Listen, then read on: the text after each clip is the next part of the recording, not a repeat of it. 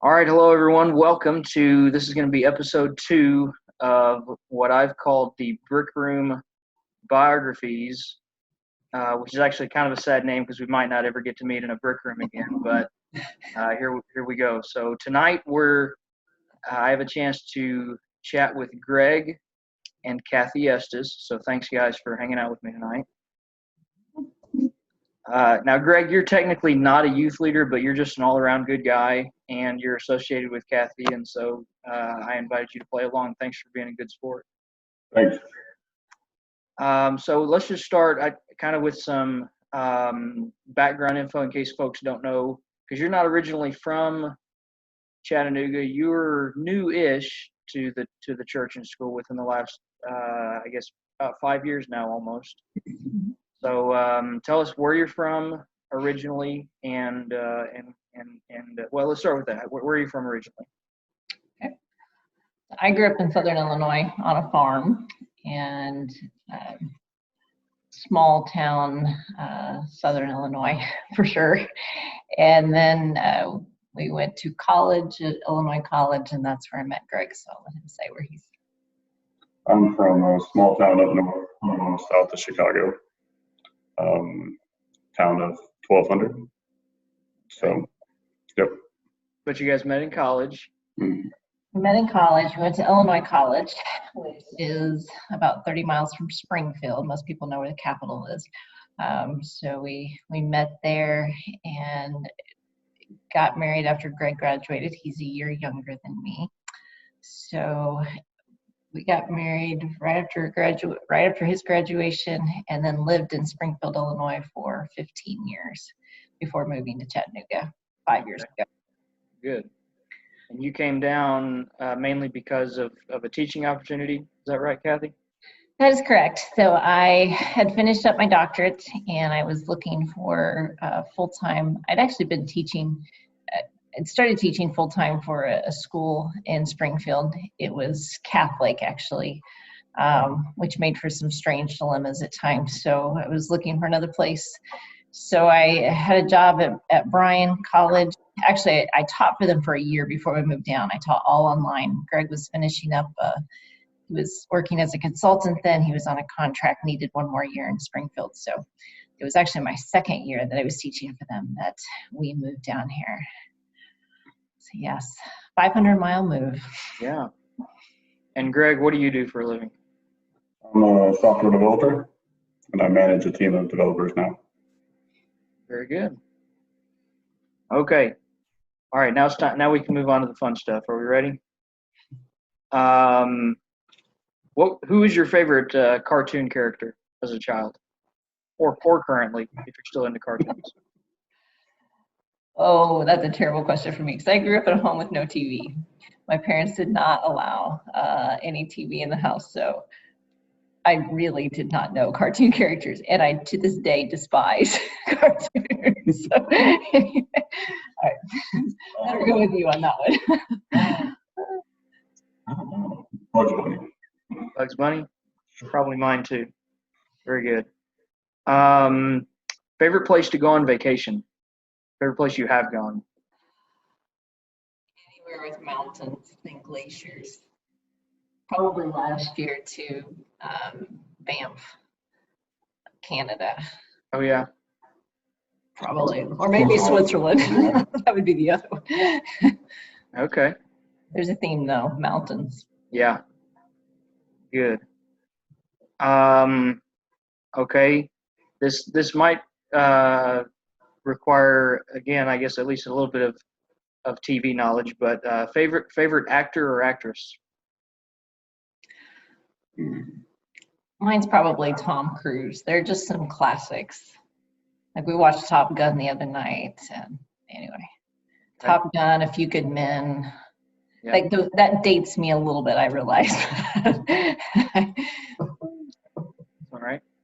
I'm probably going to say in that regard. Okay. All right. If you could turn anything into an Olympic sport, what would you win the gold in? Like, what are you great at that if it was an Olympic sport, you would win the gold in it? Is there such a thing? Like a secret skill you have? Probably not, but I can remember numbers like crazy. You give me a string of numbers and I can probably remember it, and it makes, Really? yeah. That's pretty impressive. I don't know. There's. I can't think of any problems that people mess up. Yeah. Yeah, I mean that counts. That's a skill. Favorite book of all time. Favorite book you've ever read. Let's not include the Bible in this one. Favorite book. Are you guys readers? You read fiction? You read nonfiction? I read lots of stuff, but probably read so much. Actually, there would be Harold Bell Wright, which all of his books, like he wrote Shepherd of the Hills and some of those. Okay.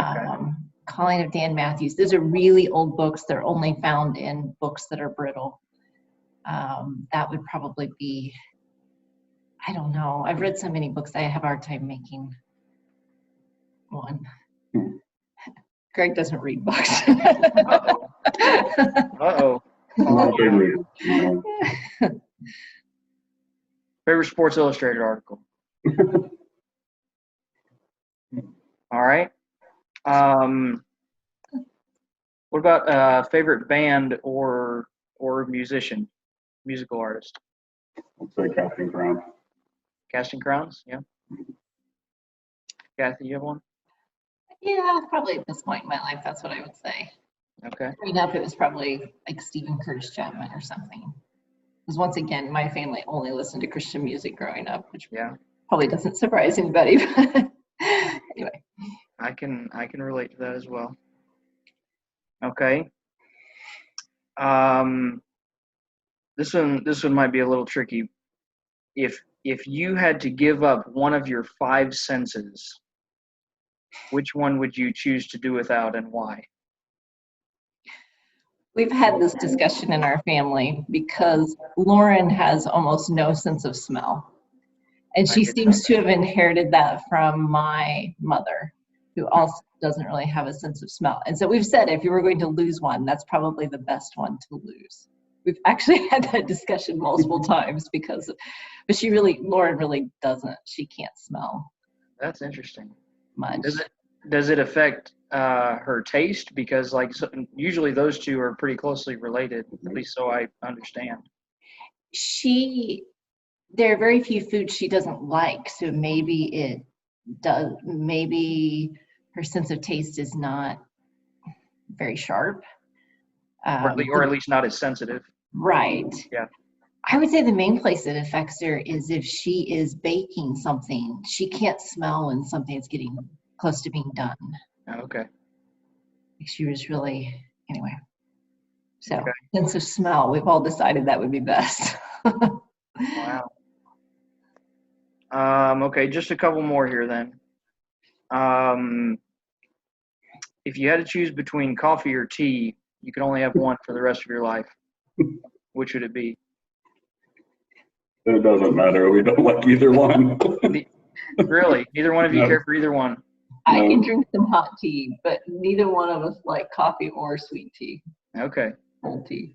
But hot tea, you said at least I drink occasionally. some hot tea, but I could live without it. Yeah, I can relate to you on the coffee. I don't do coffee, but being from the South, I have to live on sweet tea, I guess.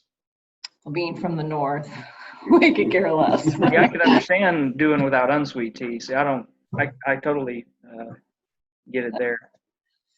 All right, last one.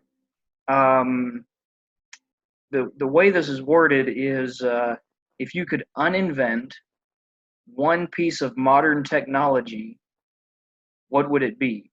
So you could either answer it that way, or you could answer it in the sense of what's one piece of technology that maybe everybody else is pretty enthralled with, and you're like, yeah, I don't feel like I need that. You go either way with it. The Alexa thing.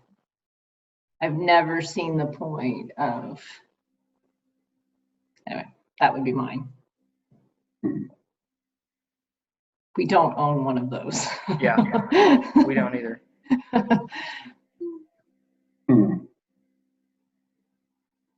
don't know, that's a hard one. I like technology.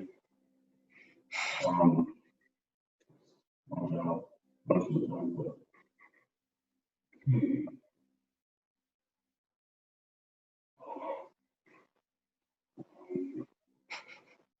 And maybe some social media things. It seems I mean, I enjoy parts of it, but it seems like it can be a time sink and not productive most of the time. Like YouTube videos like this. You're right. And yet here we are. Well, good. Well, that's all I've got. I hope that's gives people a chance kind of to get to know you guys and appreciate you guys a little more. Thanks for all you do, both with the youth and then just also with the church as a whole. We appreciate you, and thanks for spending the time with us tonight. No problem.